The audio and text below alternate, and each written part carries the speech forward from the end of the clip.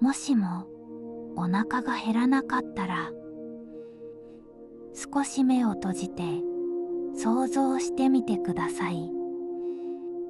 朝です。いつもの時間に目が覚めます。目覚まし時計の音はいつもと同じです。カーテンの隙間から朝の光が差し込みます。布団の中の温度も空気の匂いもいつもと変わりません。ただ一つだけ決定的に違うことがあります。お腹が減っていません。喉も渇いていません。胃のあたりはとても静かです。キュルキュルとなる音もありません。口の中も乾いていません。水を飲みたいという感覚もありません。朝ごはんを食べたいとも思いません。トーストの香りも味噌汁の湯気も頭に浮かびません。コーヒーも水も特に欲しくありません。それでも体は普通に動きます。布団から起き上がることもできます。顔を洗い、着替えをして歯を磨きます。鏡に映る自分の顔も特に変わりはありません。仕事にも行けます。学校にも行けます。電車にも乗れます。階段も登れます。ただ一つ、体からの合図がありません。お腹が減った。喉が渇いた。そういういつものサインです。ですが体は実はいつも通りに働いています。歩けばエネルギーを使います。頭を使えば糖分を使います。汗をかけば水分も失われます。つまり体はちゃんと消費しています。見えないところで静かに燃え続けています。ですが、それを知らせるベルが鳴りません。そろそろ食べてくださいとも、水を飲んでくださいとも、誰も教えてくれません。まるで電池の残量表示が壊れたスマートフォンです。まだ動いているので問題ないように見えます。アプリも開けます。動画も見られます。メッセージも送れます。でも、いつ電池が切れるのかわかりません。突然、電源が落ちるかもしれません。この世界の人間も同じです。体は普通にエネルギーを使います。でも、お腹は減りません。喉も渇きません。だから人は食べる理由を失います。飲む理由も少し曖昧になります。それでも人は食べるのでしょうか。それとも食べることを忘れてしまうのでしょうか。では、この世界をもう少し考えてみます。人はお腹が減りません。喉も渇きません。つまり体からの補給してくださいという合図がありません。今の世界ではその合図がとても大切です。お腹が減るから人は食べます。喉が渇くから人は飲みます。そのシンプルな感覚が命を守っています。でもその感覚が消えたらどうなるでしょう。人はまず食事のタイミングを失います。朝ごはんの時間、お昼ごはんの時間、夜ごはんの時間、その意味が少し変わります。お腹が減ったから食べる時間ではなくなります。決められているから食べる時間になります。お腹が減っていないのに食べるからです。すると食事は欲求ではなくなります。習慣になります。あるいはただの予定になります。時計を見て食べる。アラームが鳴ったから食べる。そんな世界になるかもしれません。しかし問題もあります。人は忘れる生き物です。忙しい日、集中している日、夢中になっている日、そんな日は食べるのを忘れるかもしれません。お腹が減らないからです。喉も渇かないからです。体は静かにエネルギーを使っています。でも警告は出ません。その結果、人は気づきます。なんだか少しフラフラします。少し集中力が落ちます。立ち上がると少し力が入りません。そこでやっと人は思い出します。そういえば今日は何も食べていない。そういえば今日は何も飲んでいない。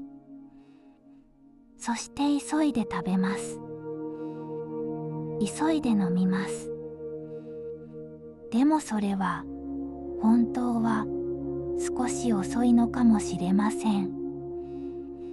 なぜなら体はかなり前からエネルギーを使っていたからです。今の世界ではお腹が教えてくれます。喉が教えてくれます。そろそろ補給してくださいと。ですがこの世界ではその声がありません。だから人は自分で管理する必要があります。時計を見る。スケジュールを見る。アプリで通知を設定する。そしてそろそろ食べる時間と決めます。つまりこの世界では食事は欲求ではなくなります。食事は管理になります。人は体の声ではなく予定表を見て食べるようになるのです。では人類はこの世界にどう対応するのでしょうか。お腹が減らない。喉も渇かない。でも体はエネルギーを使い続けます。そのままでは人はすぐ倒れてしまいます。だから人類はまずルールを作ります。補給の時間というルールです。食べる時間です。飲む時間です。学校では時間になるとアナウンスが流れます。補給の時間です。チャイムが鳴ります。子供たちはお腹が減っていなくても席に着きます。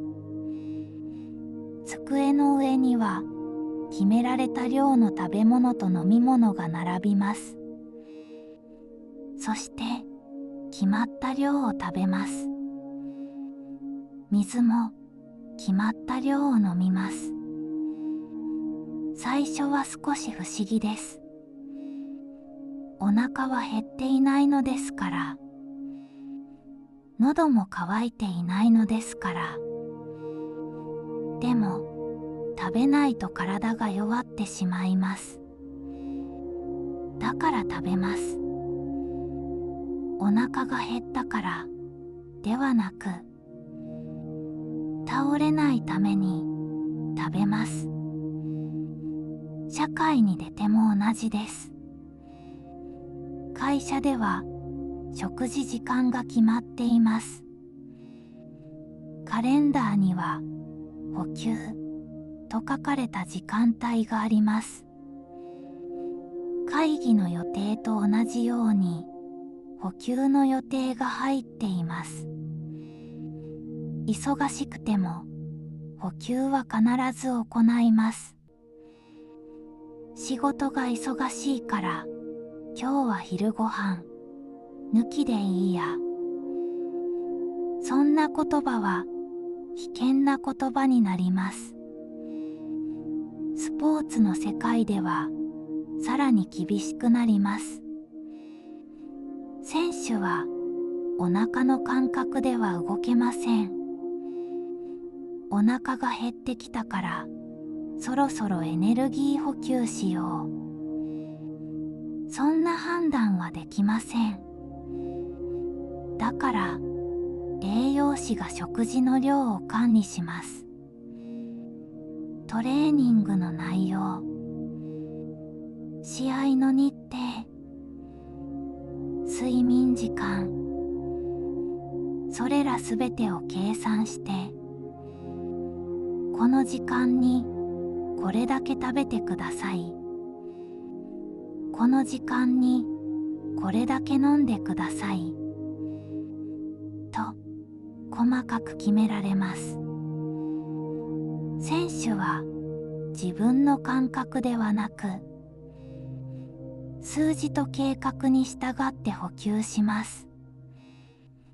さらに家庭の風景も変わります。家族揃っての食卓はお腹が減ったから集まる場所ではなくなります。それは決められた時間に集まる場所になります。子供は言います。なんで食べなきゃいけないの？親は答えます。食べないと体が動かなくなるからよ。その会話は少し寂しいものかもしれません。おいしそうだから食べようではなく、必要だから食べようになるからです。食事が楽しみではなく義務になるからです。しかし世界はそこで終わりません。人々は食事の意味を再発見し始めます。空腹がなくなったことで、逆に食べるとは何かを考えるようになるのです。ある家庭では食卓が会話の場として進化します。食べる量は少なくても家族が集まり話し笑い合う時間が大切にされます。今日は学校でこんなことがあったよ。仕事でちょっと失敗しちゃってさ。食べ物は会話のきっかけになります。味よりも時間を共有することが大事になります。ある人は料理を芸術として追求します。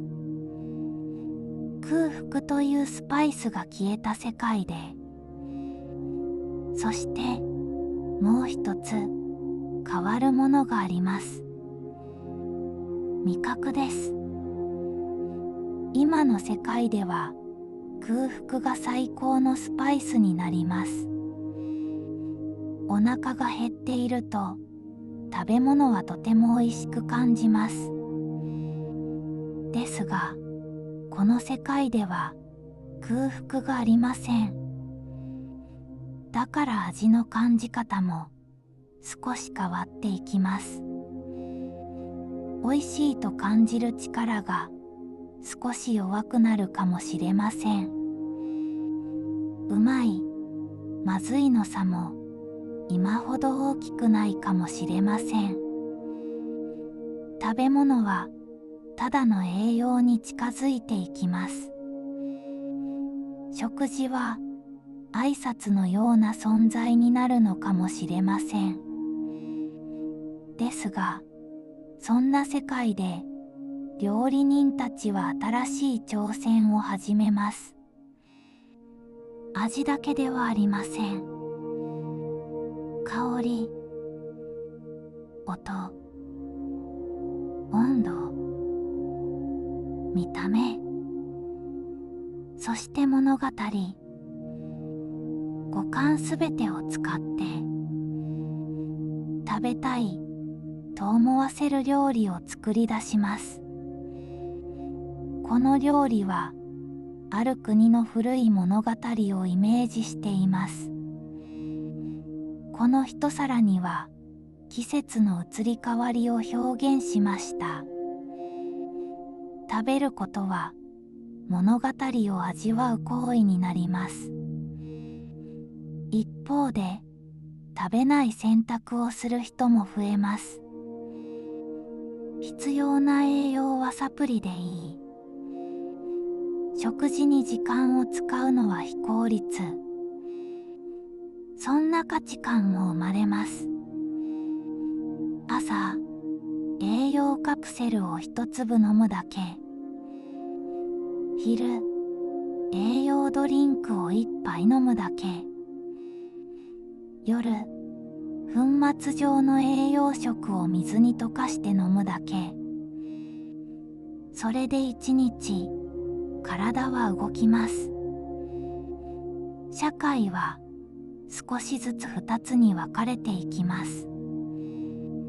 食事を楽しむ人、食事を効率化する人、どちらも間違いではありません。ただ、世界の風景が少し変わっていきます。レストランはより特別な場所になります。お腹を満たす場所ではなく、時間と体験を味わう場所になります。記念日、大切な人との時間、自分へのご褒美。そんな時に人はレストランに行きます。一方で、街には補給ステーションが増えます。必要な栄養を短時間で取れる場所です。自動販売機のように栄養パックや栄養ドリンクが並んでいます。人々はそこで静かに栄養を補給していきます。誰もお腹が減ったとは言いません。ただ淡々と体を維持するために補給します。そんな世界で人は何を感じるのでしょうか。食べる喜びとは何だったのでしょうか。飲む楽しさとは何だったのでしょうか。空腹や渇きが消えたことで、人は逆に食べる意味を考えるようになります。ある人は言います。食べることは誰かと時間を分け合うことだ。ある人は言います。食べることは自分の体を大事にすることだ。ある人は言います。食べることは文化を味わうことだ。そして人は気づきます。食べることはただの生存行為ではなかった。誰かと笑い合う時間でした。自分を満たす時間でした。文化を味わう時間でした。空腹がなくなった世界で、人は食べる理由を自分で選ぶようになります。食べなければならないから食べるのか、食べたいから食べるのか、誰かと一緒にいたいから食べるのか。食べる理由は人それぞれになります。でも一つだけ変わらないことがあります。人は生きるために食べます。そして生きる意味を感じるためにも食べるのかもしれません。もしもお腹が減らなかったら、あなたはどんな世界を想像しましたか。そしてあなたならどんなもしもになりますか。